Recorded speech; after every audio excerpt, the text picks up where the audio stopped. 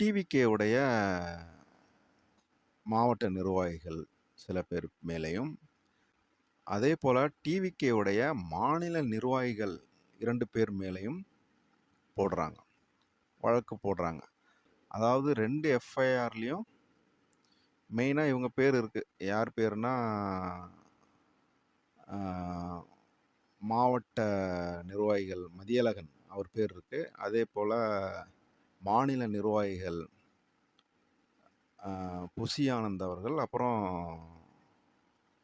நிர்மல்குமார் அவர்கள்.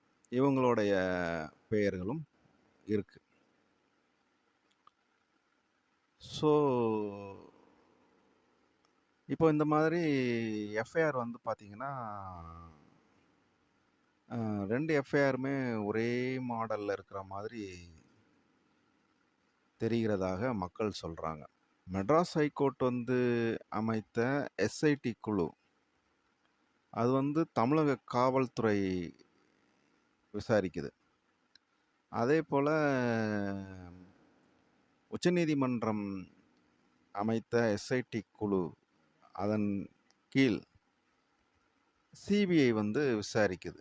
அதாவது இது வந்து மத்திய அரசுடைய சிபிஐ வந்து விசாரிக்குது. இப்போ தமிழக காவல்துறை விசாரிக்கும் போதும் எஃப்ஐஆர் வந்து டிவிகே மேல ஒரே மாதிரி போடப்பட்டிருக்கு. அதாவது டிவிகே நிர்வாகிகள் மீது எஃப்ஐஆர் வந்து போடப்பட்டிருக்கிறது. அதேபோல மத்திய அரசுடைய சிபிஐ விசாரிக்கும் போதும் எஃப்ஐஆர் வந்து டிவிகே உடைய நிர்வாகிகள் மீது தான் போடப்பட்டிருக்கிறது. ஸோ, இந்த வழக்கு வந்து ஒரே பொசிஷன்ல போகிறதா என்று மக்கள் நினைக்கிறார்கள். இப்போ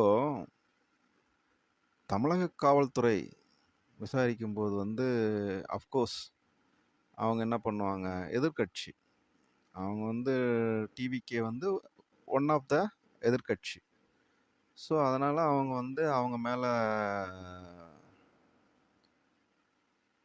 எஃப்ஐஆர் போடுறதுக்கு, அதாவது டிவிகே மேல, அவங்க டிவிகே நிர்வாகிகள் மேல எஃப்ஐஆர் போடுறதுக்கு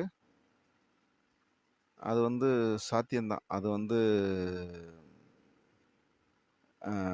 அவங்க மேல தான் எஃப்ஐஆர் போட்டு விசாரிப்பாங்க. ஏன்னா, இதுல வந்து 2 பேர் மேல மக்கள் வந்து குற்றஞ்சாட்டுறாங்க. சில மக்கள் என்ன சொல்றாங்க